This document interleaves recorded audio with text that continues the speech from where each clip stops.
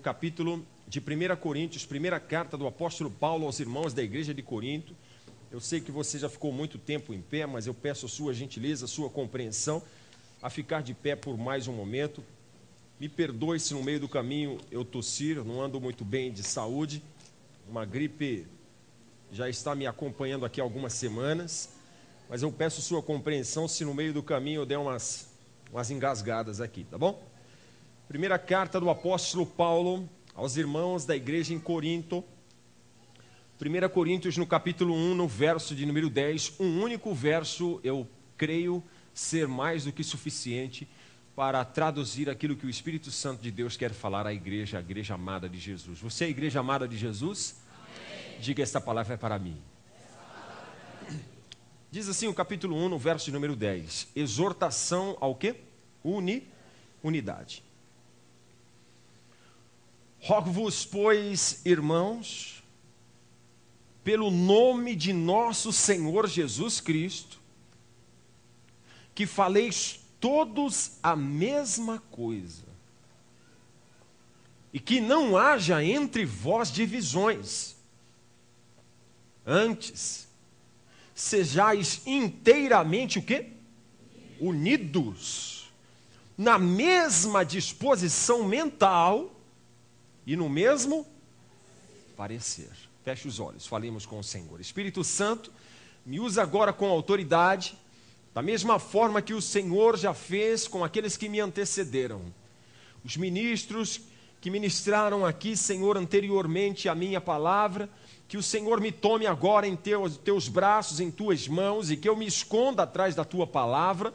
Não tenho a mínima pretensão, eu não tenho a mínima vontade de falar algo do meu coração, mas certamente o Senhor me usará para tratar a tua igreja amada, a noiva de Jesus.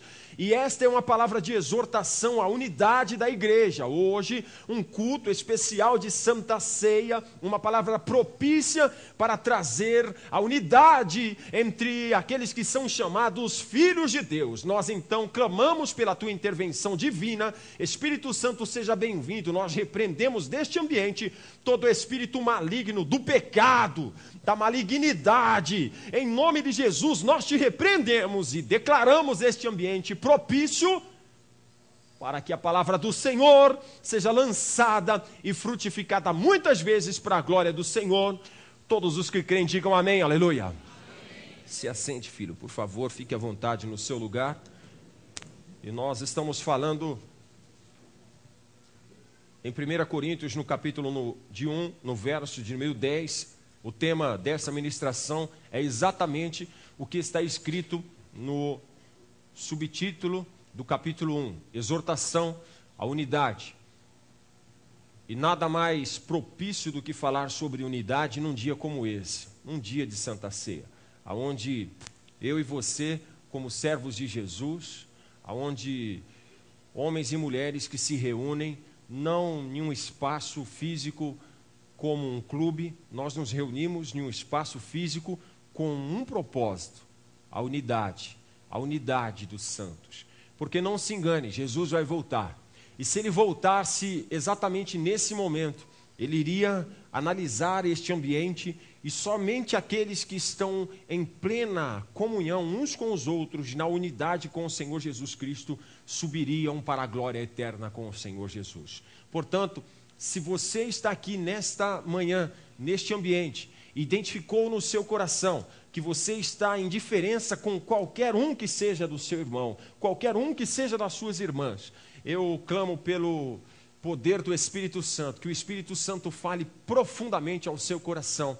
Eu não tenho a mínima expectativa nenhuma de falar algo da minha vida ou da sua vida, mas eu quero ser usado pelo Espírito Santo. Você crê que Jesus vai me usar neste momento? Amém. Muito bem. Apóstolo Paulo está fazendo uma exortação. Você sabe o que é exortação? É uma raquetada, é uma chamada de atenção, é uma dura, como a gente está acostumado a ouvir aí na gíria, não é? Nós estamos acostumados a ouvir alguém falar duramente com alguém. Fulano levou uma dura do patrão, do chefe e tal. Apóstolo Paulo está chegando junto então aos irmãos da igreja de Corinto. E a igreja de Corinto, irmão, não era muito diferente da nossa igreja hoje não.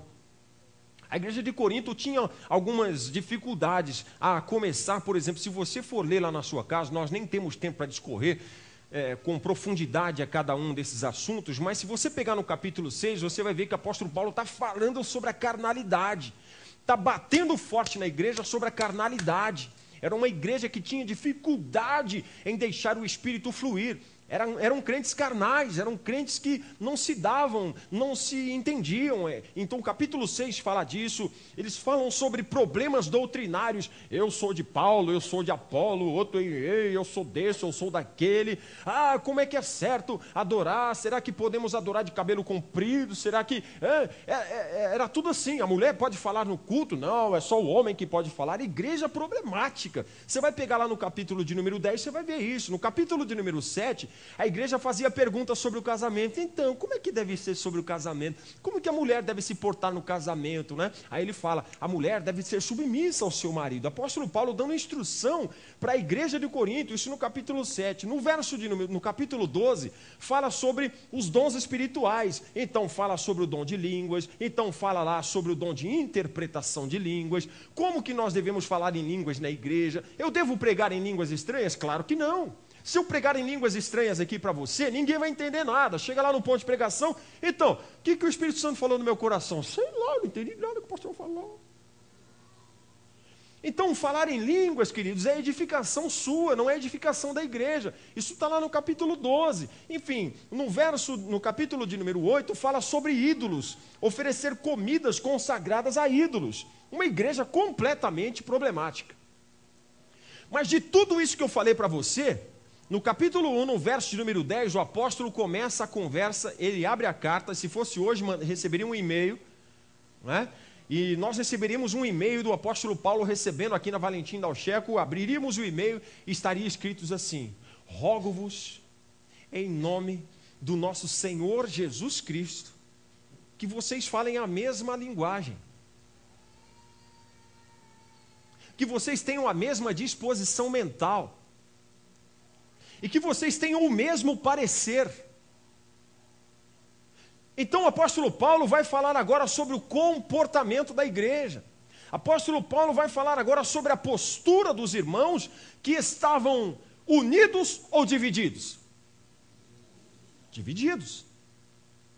Deixa eu fazer uma pergunta para você que é casado. Sua esposa corre para a esquerda e você corre para a direita. Vocês estão unidos ou desunidos? Como é que vai o teu casamento? Bom ou mal? E como que você acha que uma igreja desunida vai? Vai bem ou vai mal? Que o Espírito Santo comece a falar profundamente ao coração de cada um, neste exato momento. Está falando que a igreja, mesmo estando reunida, está dividida. A igreja mesmo se reunindo, mesmo em um espaço físico, está dividida. E é sobre isso que nós vamos falar. É exatamente sobre isso que nós vamos falar. Porque ao tratar dessa questão, quando o apóstolo Paulo vai e mete o dedo na ferida, sem medo de ser feliz, com a autoridade de um profeta, ele vai lá e diz o seguinte: eu estou pedindo. Sabe o que é rogar? Rogar é, eu oro, eu clamo a Deus. Sabe qual é o teor da minha oração? A minha oração é o que eu tenho visto na igreja de Corinto. Eu oro para Deus que vocês não sejam divididos, para que vocês tenham o mesmo linguajar, para que vocês pensem da mesma forma, vocês andem numa cadência só. E hoje o Espírito Santo de Deus falou ao meu coração e está falando ao coração dessa igreja. Quantos recebem essa palavra? O que nós podemos tirar então da instrução do apóstolo Paulo à igreja de Corinto? Quais são os princípios que nós precisamos guardar na nossa vida, na vida da nossa igreja? E eu falo igreja local, igreja de Alves Dias, igreja quadrangular de Alves Dias. As demais igrejas têm os seus pastores, e não me compete analisar ou avaliar A, B ou C, não me interessa. Eu sou pastor dessa igreja, e é aqui que o Espírito Santo de Deus está tratando primeiramente ao meu coração e ao coração dessa igreja. Portanto, nós estamos falando localmente, nós estamos falando pontualmente dessa igreja, que tem um RG, tem um CNPJ, tem um endereço, tem uma característica, tem um pastor, tem uma direção, tem uma organização, tem membros. Mas os seus membros estão divididos. Seus membros não estão unidos. Quais são então as informações que podemos extrair dessa dura repreensão do apóstolo Paulo? E a primeira repreensão e a primeira informação que eu trago aqui como lição para mim e para você, está no capítulo 1, no verso de número 10. É que todos nós precisamos falar o que mesmo? Todos nós precisamos ter a mesma linguagem.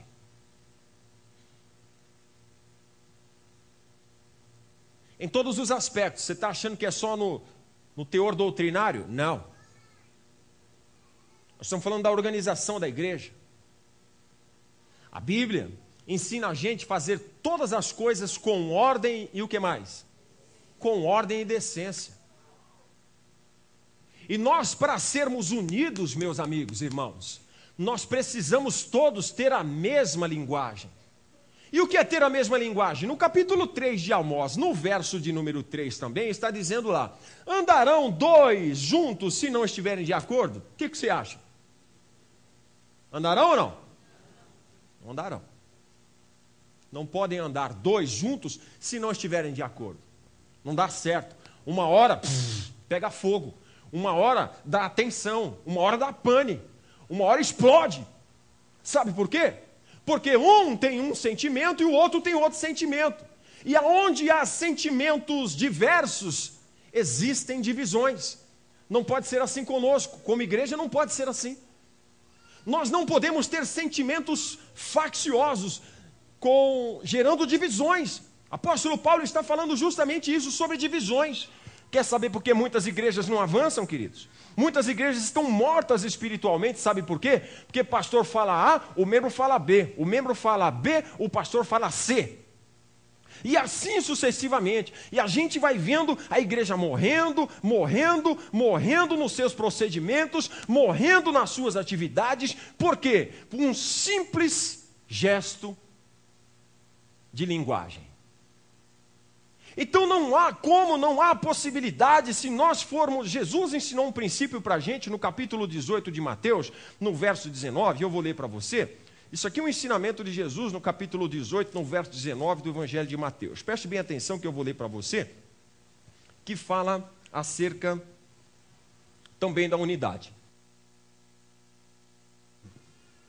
Então no capítulo 18 de Mateus, Jesus está dizendo assim: aos vigias, se vocês querem ter a mesma linguagem, vocês precisam considerar aqui um princípio básico. E que princípio é esse, Jesus? Aí ele pede para você abrir em Mateus 18, no verso 19, e diz o seguinte: em verdade também vos digo, que se dois dentre vós, quantos? Dois, não precisa de muito, percebeu? Você percebeu que não precisa de 2 milhões, de 2 mil, não precisa de 200? É apenas dois. Se dois dentre vós, sobre a terra, concordarem acerca de alguma coisa, ou de qualquer coisa, que porventura pedirem, ser-lhe-ás concedida por quem? Por meu Pai que está onde? Nos céus. Por que é então que nós, como igreja, não lançamos mão desse princípio? Por que estamos então nos degladiando uns com os outros?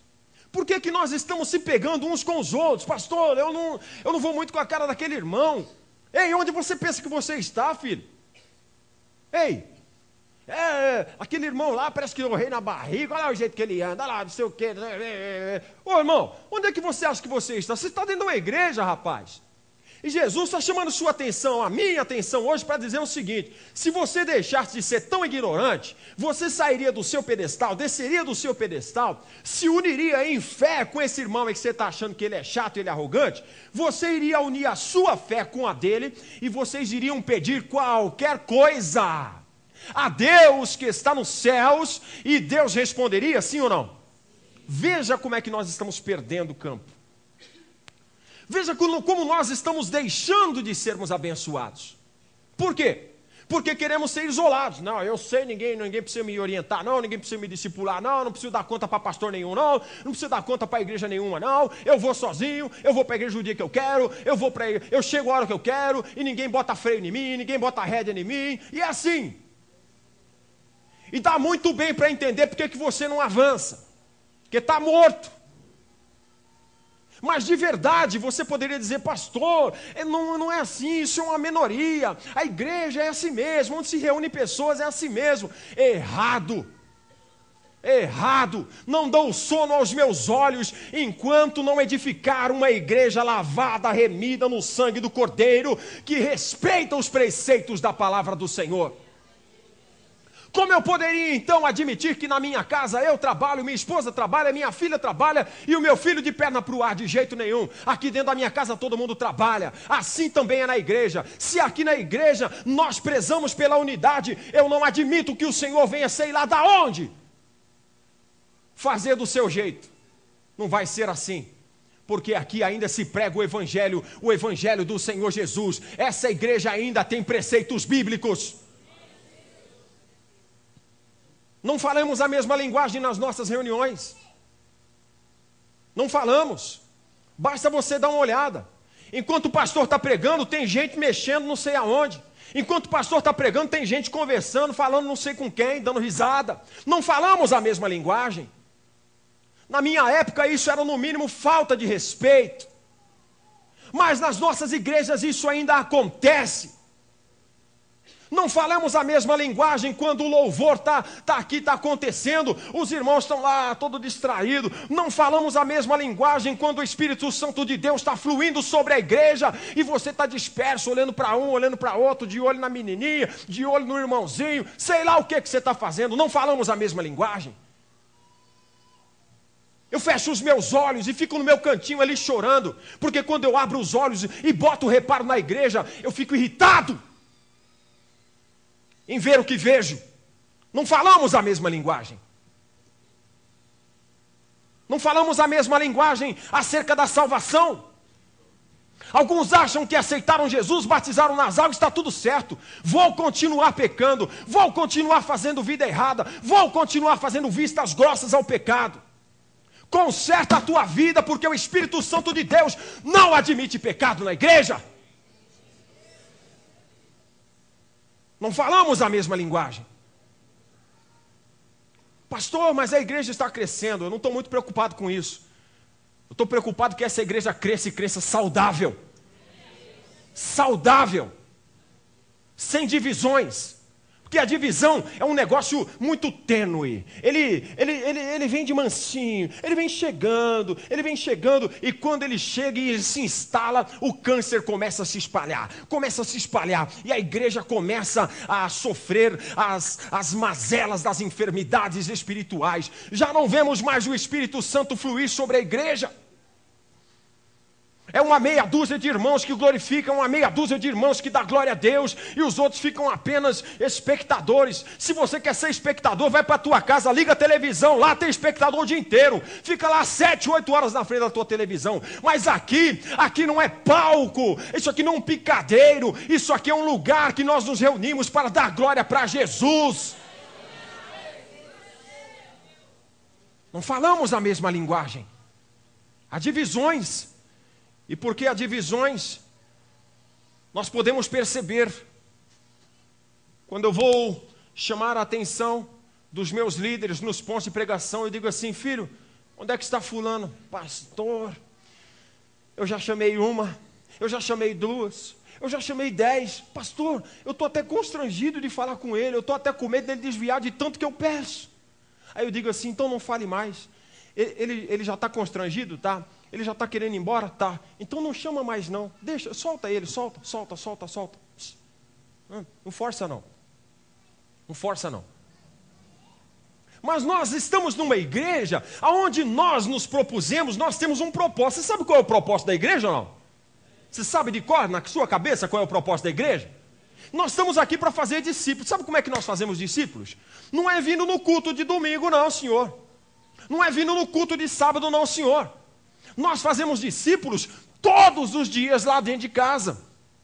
conversando com as esposas, conversando com os maridos, conversando com os filhos, indo para os pontos de pregação. E sabe o que a grande maioria dessa igreja está dizendo? Não, eu não quero ir para o ponto de pregação. Não, eu não quero que ninguém entre na minha vida. Não, eu não quero que ninguém saiba da minha intimidade. Não, eu não quero que ninguém bote o dedo na minha vida para dizer o que eu estou fazendo. Eu sei que eu estou pecando, eu sei que eu estou errado, e eu já conversei com Deus, e a minha vida com Deus, não devo nada para ninguém. Você está fora do propósito. Deixa eu dizer algo sério para você. Essa igreja não é para você. O que é isso, pastor? Está me mandando embora? Está irritado? Está nervoso? Não, não estou irritado, não estou nervoso. Mas eu estou sendo sério com você, olhando nos seus olhos, dizendo, essa igreja não é para você. Hoje tem igreja para tudo quanto é gosto. Ouviu? Hoje tem igreja para tudo quanto é gosto. Escolha uma. Mas se você admitiu estar entre aqueles que servem o Senhor Jesus, saiba de uma coisa, aqui nós não admitimos a desunião. Olha, aqui nós vamos andar na mesma linguagem. Enquanto não estivermos na mesma linguagem, nós vamos demandar muito aqui deste altar, aqui até que o Espírito Santo caia aqui, exploda aqui, e todos sejam cheios do Espírito Santo. E conforme Atos no capítulo 2, diz que o Espírito Santo de Deus desceu sobre a igreja, e apenas metade falava línguas estranhas. Quantos? Todos. Se eu não admito na minha casa, eu ir para a esquerda e os meus familiares irem para a direita, na igreja também eu não vou admitir. Precisamos ter a mesma linguagem.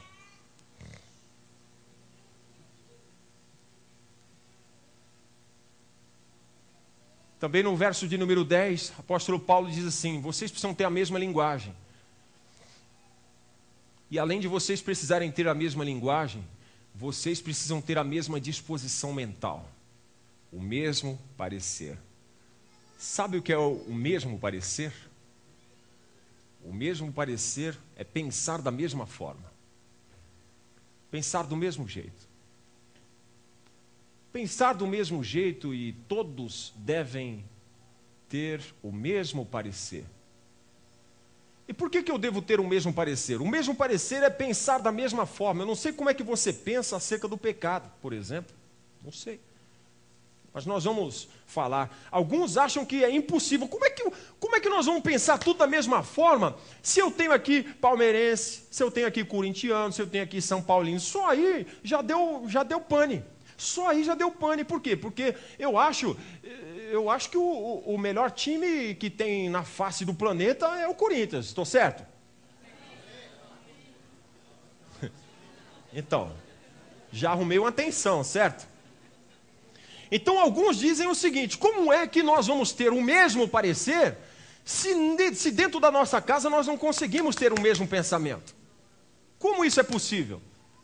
Como será que dentro da igreja nós precisamos ter o mesmo parecer? Nós precisamos pensar da mesma forma? Alguns acham que isso é impossível, mas se você está no capítulo 18, nós vamos para o 12 de Mateus. Nós vamos para o 12. Nós vamos para o 12 de Mateus. 12 de Mateus, no verso de 25. Vamos ouvir Jesus instruindo a igreja? Quantos querem instrução de Jesus? 12 de Mateus, no verso 25, está dizendo assim. Todos encontraram? Jesus, porém, conhecendo-lhe os pensamentos, foi logo dizendo, todo reino dividido contra si mesmo ficará deserto. Algumas traduções diz que a casa que estiver dividida contra si mesmo será o que? Devastada. Você já viu? Nós não temos isso, graças a Deus, aqui no nosso país. Mas nos filmes, você já viu quando um furacão, um tornado passa? O que ele deixa? Ele faz uma devasta.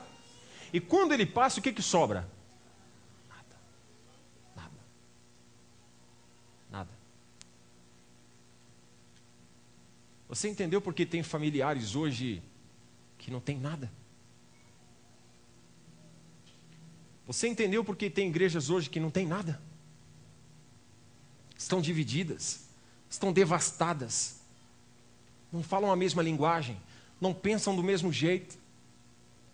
E aí Jesus completa, Todo reino dividido contra si mesmo ficará deserto, e toda cidade ou casa dividida contra si mesmo não subsistirá. Ou seja, você pode levar 1 ano, você pode levar 2 anos, mas não vai longe o negócio. O negócio não vai longe. E você sabe que Satanás conhece muito bem isso? Satanás, ele ouviu muito bem a instrução de Jesus: contra a minha igreja as portas do inferno não vão prevalecer. Essa foi a instrução de Jesus. E o inferno está lá dizendo o seguinte: demoniada, é o seguinte, reunião aqui no inferno, demoniada, olha, nós vamos perder. Olha, lá em Gênesis, lá, o Deus eterno já falou que eu vou ter a cabeça esmagada, né? Mas é o seguinte, eu vou perder, nós vamos perder, mas nós vamos levar um monte de gente com a gente.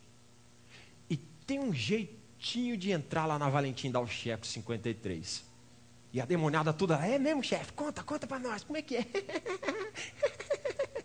Conta. E ele fala, é através da divisão. Faça os irmãos se desentenderem. Quando o pastor fala A, faça com que os irmãos entendam B. Quando a esposa disser B, faça com que o marido entenda C. Quando os pais derem instrução para os filhos, façam com que os filhos entendam tudo ao contrário. Quando você falar conhaque de alcatrão, eles entendam catraca de caminhão.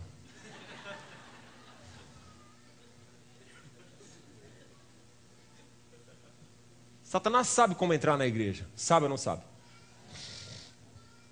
Ele sabe que através da divisão ele pode entrar na igreja. Então, se nós sabemos que através da divisão ele vai arrasar, ele vai devastar o arraial dos santos, eu quero em nome de Jesus declarar que sobre a minha casa e sobre a tua casa, em nome do Senhor Jesus, nenhum mal, toda ferramenta preparada nos porões do inferno são agora quebradas em nome do Senhor Jesus Cristo. Sabe por quê? Porque nós vamos pensar da mesma forma a partir de hoje. Se antes pensávamos de um jeito e agora nós vamos pensar de outro, isso se dá um propósito, a andarmos em unidade, a andarmos num só propósito, e isso em função do Senhor Jesus Cristo. Portanto, precisamos pensar da mesma forma acerca do pecado. E nós, para que possamos pensar da mesma forma, nós vamos continuar denunciando a que você confesse e abandone os seus pecados. Isso que você ouviu. Denunciar o pecado. Capítulo 3 de Mateus, vamos lá. Nós estamos em Mateus. Então nós vamos para o capítulo 3 de Mateus e nós vamos ver um profeta, um pregador, e esse pregador aí é dos meus, ele tinha sangue nos olhos, como diz o outro. O nome dele é João Batista. Qual é o nome dele? Você quer ver como é que ele pregava para denunciar o pecado? Se você é homem de Deus, se você considera que o crescimento da igreja não se dá por feitos mirabolantes, não se dá por um bom louvor, não se dá por uma boa pregação, o que temos aqui é fruto do bendito Espírito Santo agindo sobre as nossas vidas. Tem nada a ver com a nossa performance, não. Mas aí, o nosso irmão João, ele começou no capítulo 3, no verso de número 7. Então, ele estava pregando no deserto, e no capítulo 3, no verso de número 7, ele estava pregando assim, ó: vendo ele, porém, que muitos fariseus e muitos saduceus, ou seja, pessoas que serviam no templo, pessoas que iam para a igreja, pessoas que eram crentes, pessoas que eram entendidas da palavra, e eles estavam lá ouvindo a mensagem de João Batista, mas veja como João Batista tratava eles. Vendo eles que muitos fariseus e saduceus vinham ao batismo, ele então começou a pregar assim: raça de minhoca! Como é que João pregava, irmão? Sabe o que o João estava dizendo? Imagine aqui esse altar aqui cheio de pastores, cheio de pastores, e João dizendo assim: ei, bando de víboras, ei, cobra cascavel, ei, sua surucucu, ei, sua cobra coral, venha cá. E João não tinha, Você tem coragem de pregar uma mensagem dessa? Só aqueles que são ungidos pelo Espírito Santo de Deus têm essa unção. Isso não vem do coração do homem, isso vem do Espírito de Deus. E diz lá o capítulo de número 3, no verso 7, dizendo: raça de víboras, quem foi que induziu a você a fugir da ira vindoura? Em outras palavras, eu faço uso das minhas palavras para pregar a mensagem de João Batista. Raça de víboras, quem foi que ensinou vocês a fugir da ira vindoura? Verso de número 10, acompanhe. Nós lemos o 7. O verso de número 10 está dizendo assim: e não corre não, porque o machado já está colocado na raiz das árvores, porque toda árvore que não produz bom fruto é cortada e lançada onde? No fogo. Perdemos a noção do que é pecado. Já não se fala mais em pecado na igreja. O que é pecado? Já perdemos a noção do que é pecado. Pastor, pecado para mim é um lápis. Foi um lápis. O outro fala: pastor, para mim foi um deslize. Pastor, foi uma falha de caráter. Já o outro diz assim: é um erro de conduta. O outro já diz assim: nossa, mas que falta de cidadania. Ei, eu quero dizer para você que este livro da capa preta chama tudo isso aí como pecado. A Bíblia chama isso do quê? Pecado. E deixa eu fazer uma pergunta a você. Você sabe o que diz lá em 59 de Isaías, no verso 2? Para que você não perca tempo, eu vou ler para você. Capítulo 59 de Isaías, no verso de número 2, eu vou ler para você o que acontece quando você está em pecado, o que vai acontecer quando você dobrar os seus joelhos para orar e eventualmente você estiver em pecado. Diz assim, capítulo 59 de Isaías: eis que a mão do Senhor não está encolhida para que não possa salvar, nem o seu ouvido agravado para que não possa ouvir as nossas orações. Mas os vossos pecados, as vossas iniquidades, fazem separação entre vós e o vosso Deus, e os vossos pecados encobrem o seu rosto sobre vós, para que não vos ouça. O pecado impede a ação de milagre de Deus na igreja. Quantos compreendem o que eu estou pregando? Não pode haver pecado no nosso meio. Pastor, mas é um pecadinho, ninguém vai ver sim. Ou você está achando que os pastores que estão aqui são como Eli? Você sabe por que Eli foi deposto do seu cargo? O sacerdote Eli tinha 2 filhos, Ofni e Finéas. E o que os meninos faziam? Na hora que estava no templo, o pessoal vinha trazer oferta. Na hora que o diácono ia saindo com a oferta, falava: ops, para aí. O que foi, filho? Dá o dinheiro que está aí. Vou para uma balada agora. Não, mas é o dinheiro da oferta. Cala a boca. Pegava o dinheiro da oferta e saia para a baladinha. Tomava todas. Ai, pastor, mas o pastor Eli chamava a atenção dele. Chamava ou não? Deixava correr solto. Deixava correr solto. O que aconteceu com Ofni e Finéas? Morreram. O que aconteceu com o sacerdote Eli? Sentado na cadeira, falaram lá para ele: olha, roubaram a arca da aliança, ele caiu para trás, a cadeira caiu, caiu de uma altura, quebrou o pescoço e morreu tragicamente. Eu quero dizer para você que enquanto estiver aqui o pastor dos pastores, Espírito Santo dirigindo essa igreja, nós vamos continuar denunciando o pecado. Nós vamos continuar denunciando que pecado continua pecado e pecado continua afastando você de Deus. E para que o nome poderoso do Senhor Jesus seja manifesto sobre este lugar, só tem um jeito: arrependimento dos pecados.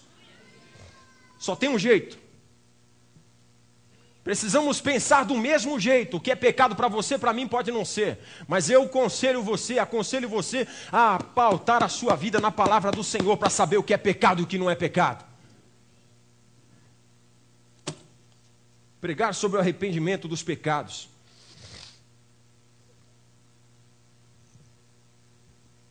Vamos ver a mensagem do pastor João Batista de novo no capítulo 3 de Mateus. Acompanhe comigo o verso de número 1. Naqueles dias apareceu João Batista pregando no deserto da Judéia, e a pregação dele era mais ou menos assim, começavam assim: venham meus menininhos lindos de Jesus, venham empresários cheios do dinheiro para a minha igreja, venham homens e mulheres casados de qualquer jeito, que a gente recebe você assim mesmo, o que Deus quer é o seu coração. venham todos, não percam a reunião. Era essa a pregação de João Batista? Ele botou a mão no microfone e começou cantando assim: arrependei-vos, porque é chegado o reino de quem? O reino dos céus é chegado. Arrependei-vos, arrependei-vos. Para que você sinta a presença de Jesus, é necessário você se arrepender, filho. Arrepender do quê? Dos seus maus caminhos. Você precisa pensar da mesma forma que a Bíblia pensa, pensar da mesma forma que os homens de Deus pensam. Por quê? Porque esta é a palavra pregada, a palavra genuína, evangelho genuíno, denunciar o pecado e continuar pregando o evangelho do arrependimento. Só tem um jeito de você chegar no céu, querido. Não é dizimando, não. Não é vindo para a igreja todo dia, não. Só tem um jeito de você chegar no céu. É abrir o teu coração, receber Jesus como teu Salvador, arrepender dos seus pecados e viver a tua vida em rendição aos pés do Senhor Jesus. A única forma de você ser santo, de você chegar no reino de Deus. Compreende o que eu prego? Por que eu ainda vejo nos dias de hoje famílias solapadas? Por que eu ainda vejo nos dias de hoje dentro da nossa igreja pessoas dizendo: pastor, vou separar, filho, não faz isso. Filha, não faz isso. Vou fazer, pastor, porque não tem jeito. Só está vendo. Eu estou vendo. Eu vou fazer. Então tá bom, mas por que eu ainda vejo isso? Por que nós damos uma instrução esquerda e o povo vai para a direita? Porque ainda não falamos a mesma linguagem. Quando eu identifico isso, irmãos, eu entro em crise, minhas pernas bambeiam, meu coração começa a pulsar mais forte e eu começo a ver que já não há mais arrependimento dos pecados. Eu vejo pessoas pecando. Irmãos, não pense você que o Espírito Santo de Deus está alheio. Olha, você pode esconder as coisas do pastor, você pode fazer as coisas por debaixo do pano, mas o Espírito Santo de Deus traz na nossa mão, querido. Acredite. Vem aqui, ó, vem parar na nossa mão. Puf, cai aqui, ó. Tuf. E quando cai aqui, nós chamamos a pessoa: vem aqui, fulano. Está acontecendo isso. Sim, senhor. O senhor não ia comentar comigo? Não, senhor. E o senhor acha que isso está certo? Sim, senhor. Mas isso está errado. Mas não tem nada a ver, pastor. Você não tem nada a ver. Não tem a ver, sim, senhor. O senhor não pode continuar nas atividades que você exerce na igreja. Nossa, pastor, um negocinho tão pequenininho desse aqui. Pequenininho, mas é pecado.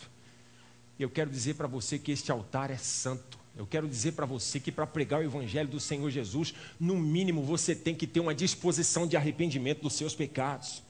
Sabe por que muitos não se arrependem? Porque estão presos, estão aprisionados, estão mortos de vergonha. Estão mortos de vergonha. Não conseguem se arrepender. Só tem um jeito, queridos. É você assumir a sua culpa e o seu pecado. Porque quando você não assume a sua culpa e você não assume o seu pecado, quando você encobre os seus pecados, eu vou ler Atos dos Apóstolos no capítulo 3, no verso 19. Atos no capítulo 3, nós vemos o irmão Pedro que esteve com Jesus, negou Jesus, mas no capítulo 3, no verso de número 19... ele estava pregando um discurso de Pedro no templo. E lá em Atos 3, no capítulo 3, no verso 19, em uma determinada parte da mensagem do apóstolo Pedro, ele começa dizendo assim: arrependei-vos e convertei-vos. Isso significa que dentro da igreja tem gente que não se arrependeu. Isso significa que dentro da igreja tem gente que ainda não se converteu. Pode isso acontecer, igreja? Pode. Então eu faço minhas as palavras do apóstolo Pedro: arrependei-vos, pois, e convertei-vos. Mas por que eu preciso me arrepender, pastor? Por que eu preciso me converter? Porque ele mesmo explica: para que sejam cancelados os vossos pecados. É você quem decide se você quer continuar escravo do pecado. É você quem decide. Eu vou ler 5 de João. Nós estamos em Atos, eu vou voltar um livro para trás, e no capítulo 5 de João, nós estamos vendo a história de um homem que ele estava paralítico por 38 anos. Um homem que estava paralítico, quantos anos, irmãos? 38 anos. Ele estava jogado ao tanque de Betesda, casa de misericórdia. Durante 38 anos ele estava ali e alguém perguntou: escuta, você não tem condições de entrar nesse tanque? Não, quando eu chego lá, o anjo agitou as águas, alguém já entrou primeiro do que eu, tal. Jesus foi lá e curou ele. Mas depois que Jesus curou ele, quantos anos mesmo ele sofria, irmão? Presta atenção. Guardou esse número na sua mente? 38 anos de sofrimento. Jesus, quando curou ele, deu uma instrução para ele. Quer ver? No capítulo de número 5 e no verso de número 14. Acompanhe o verso 14. Depois que Jesus curou, no verso 6, Jesus curou o paralítico, mas no verso 14, mais tarde, Jesus o encontrou no templo e deu uma instrução para ele. Olha que você está curado. Não peques mais, para que não te suceda coisa pior. O pecado traz enfermidades? Sim. Nesse caso, esse homem sofria por 38 anos por um pecado não sei qual. Não sei dizer qual. A Bíblia não relata. Mas talvez hoje você esteja preso há 40 anos por conta de um pecado que você não consegue se libertar. Um pecado que você não consegue desvencilhar. Mas hoje o Espírito Santo de Deus está dizendo: conserta, conserta, para que coisa pior não lhe aconteça. Saia daqui hoje, e a palavra que eu quero deixar: vai, não peques mais, para que coisa pior não lhe aconteça. O Espírito Santo ainda está resistindo com você, com esta igreja, para que você se arrependa, para que você arrependa dos seus pecados e sejam cancelados os seus pecados no sangue precioso de Jesus. Por que muitos resistem em confessar? Que é constrangedor. Você conhece a história do João e da Maria? O João foi para a casa da avó, férias de final de ano, ele e a Maria. Quando chegou lá, a avó criava patos. E o João, com seu estilingue pendurado no pescoço, pegou uma pedra, mirou bem, coisa de moleque, mirou bem, puf, errou a primeira. Pegou a segunda, mirou bem para lá, mirou para... Pô, na cabeça do pato. O pato, irmão, e puf, morreu. E ele falou: ai, matei o pato. O pato de estimação da minha avó. O que eu vou fazer? Olhou para um lado, não viu ninguém. Olhou para o outro, não viu ninguém. Cavou um buraco. Enquanto ele estava cavando, ele jogou o pato dentro do buraco, pisou, e quando ele virou as costas, a Maria estava assim, olhando para ele. Bonito. Hein, João? Muito bonito. Ah, mas não conta para a avó, não conta para a avó, pelo amor de Deus, ela vai me matar, é o pai de estimação dela. Não conta, não conta, não conta, não conta. Eu faço tudo o que você quiser. Tudo mesmo? Tudo.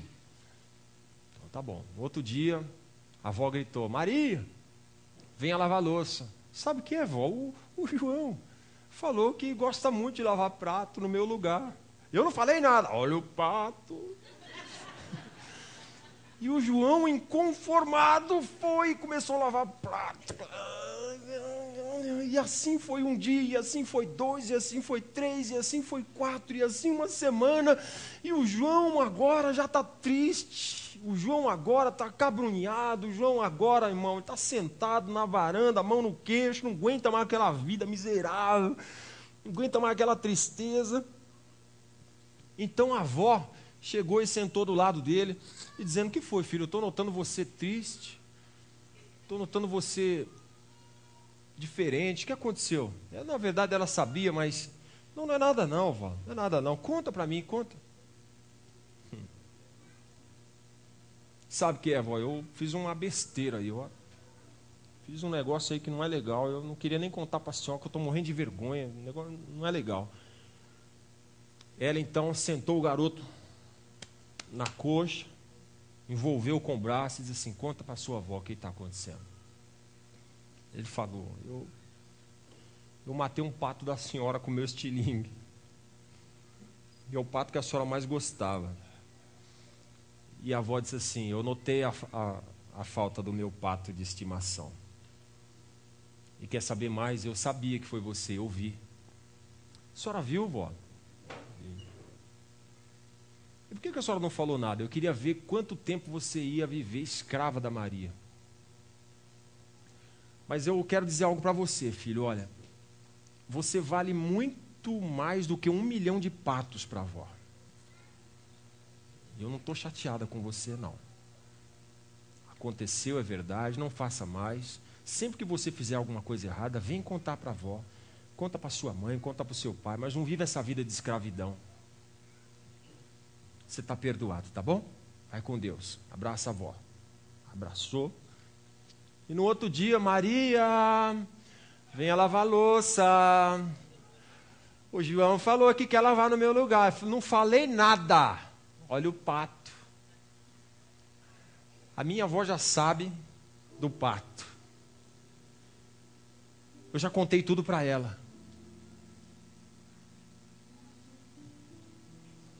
E agora eu sou livre.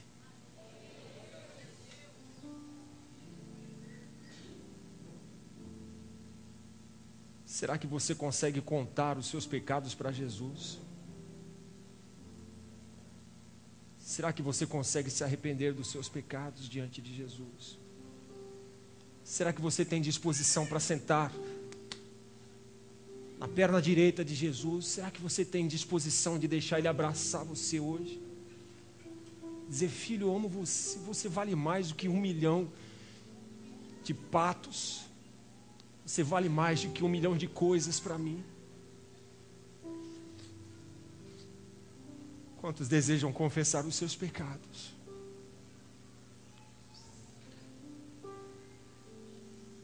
Venha ao altar, eu quero esperar você.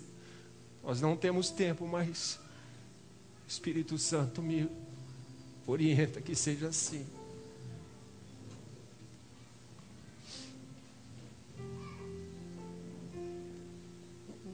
Seja livre do pecado. Não deixe o pecado escravizar você, não, filho. Seja livre do pecado.